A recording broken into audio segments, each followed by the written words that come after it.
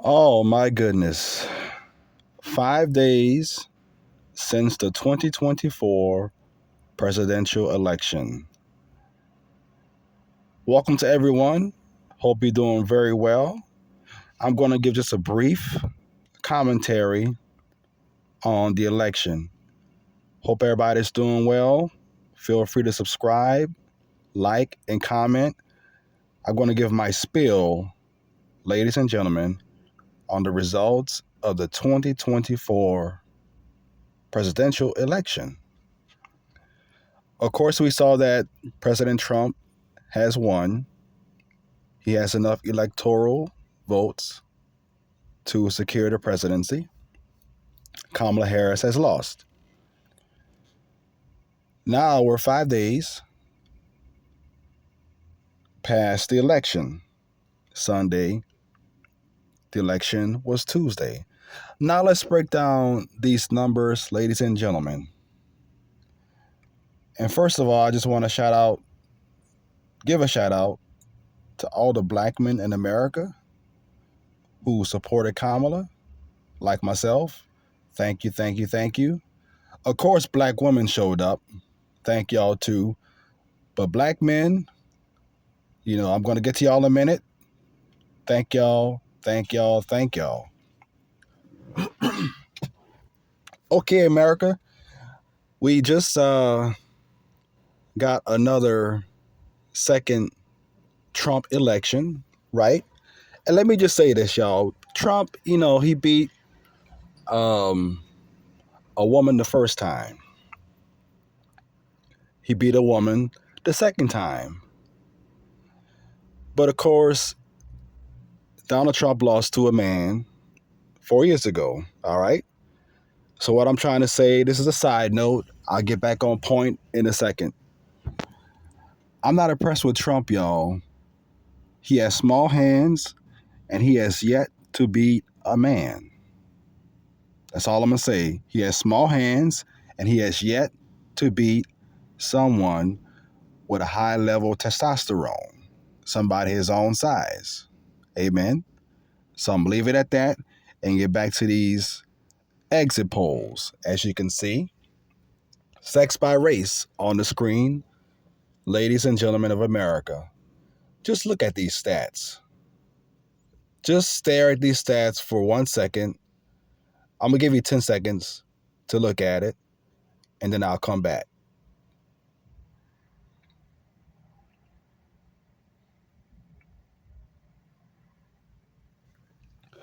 Okay, so we got sex and race, ladies and gentlemen of America. As you can see, we have white men, then white women, and then black men, and then black women, followed by Latino men and Latino women. And the seventh column or row at the bottom is other races, maybe Asian. Okay? So by you looking at these exit polls, to all my viewers and listeners, by just looking at this, do you see anything wrong or anything off about these numbers on the screen here? Let me go ahead and say what they are. 37% of white men voted for Kamala Harris. 45% of white women voted for Kamala. 77% voted for Kamala, that's black men. A whopping 91% of black women voted for Kamala. 43% of Latino men voted for Kamala. And 60% of Latino women voted for Kamala. Now, I'm going to just talk about Kamala. I'm not going to go to Trump's side, right? Because you can see the difference. I gave you the numbers for the blue side. You can subtract and look at the left side. Now, America, look at these numbers. If you had to place any blame on the outcome of this election 5 days ago, who would you give it to? Now, I'm going to give you my two categories that I see are to blame for the outcome of the election. Number one, white women, right?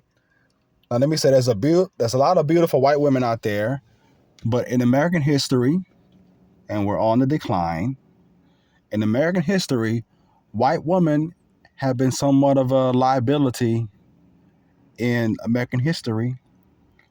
I mean, white women, ask yourself a question.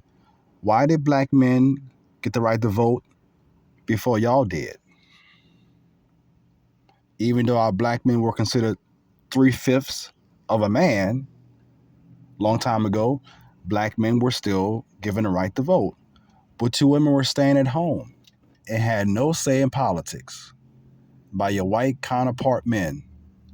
Let me ask that to white women, right? White woman gave all this money to Kamala. All this money. Kamala set a record of fundraising. She got buku money, you heard me? And she lost. So liability number one, America, is white women. Number two, which breaks my heart as a Spanish-speaking ninja from New Orleans, you heard me? This breaks my heart, y'all. And I'm going to tell you why number two happened. Latino men, 55% of them voted for Trump.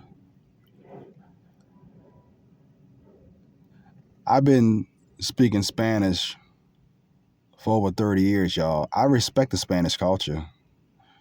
And I know the Latino people, they related to the blacks in America.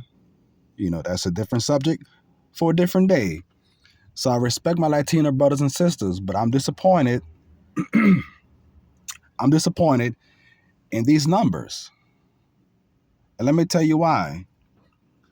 As a big fan of Spanish culture, Latin culture, I've noticed that there's a lot of misogyny and machoism in the Spanish speaking world, countries.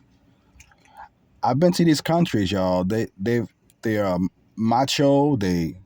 Some countries they sleep with women and they disappear. Poof, they gone, never to return. And I go to a lot of these countries and they're like, oh, men are such dogs that don't respect women.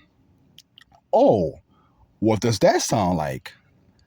Oh, that sounds like a guy who's been grabbing women by the sacred parts. Amen. This breaks my heart, America, to look at this chart, these bars on the screen, y'all. 55% of Latino men. This is the second largest group to vote for Trump after the white man. Breaks my heart as a Spanish speaking American who loves Spanish in his country. Now, white men, of course, they stay on code, right?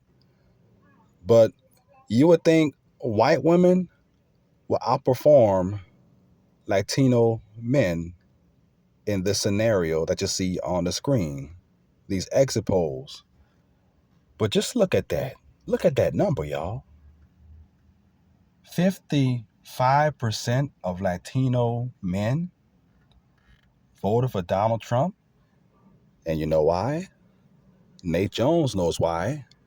Because in the Spanish world, Latin men are macho and misogynist. So it is fitting that they would support a birds of a similar feather. They flock together. Amen? It makes perfect sense, y'all.